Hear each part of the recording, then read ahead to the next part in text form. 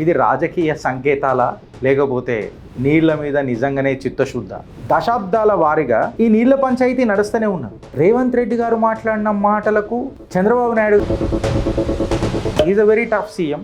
నాకు గోదారమ్మ, కృష్ణమ్మ, తుంగభద్రమ్మ ముగ్గురు కలల పడ్డారు రాత్రి. ఆనాడు లేని గోదారమ్మ మీద ప్రేమ, తుంగభద్రమ్మ మీద ప్రేమ ఇయ్యాల సడన్గా ఎందుకు వచ్చింది గిరీష్? తెలంగాణలో ఇరిగేషన్ నాడి అది కేసీఆర్ పేరు లేకుండా అవుతుందా? దానికంటే ముందు తెలంగాణలో ఇరిగేషన్ అని అంటేనే ఏం లేదు. వలసల ఊరు మన పాలమూరు. 2-3 సంవత్సరాల తర్వాత నాకు ముఖ్యమంత్రి ఇస్తావా రాహుల్ గాంధీ అని చెప్పి డీకే శివకుమార్, చంద్రబాబు నాయుడు ఎన్డీఏ కూటమి బడేమియా ఈడ చోటేమియా ఎవరున్నారు? రేవంత్ రెడ్డి ఉన్నాడు. బతుకున్నావు అంటే ఇట్లనే ఉండాలా? ఇట్లున్నదనుకో చచ్చిపోతాం. రాజకీయం రసవత్తరంగా నడుస్తున్నది దక్షిణాన. చేసేటోడి మీద నిందలే, చేపించేటోడి మీద నిందలే. ఇదేదో పాల బిందెలైనట్టు లంక బిందెల కోసం వచ్చిన రాజకీయ నాయకులు తప్ప.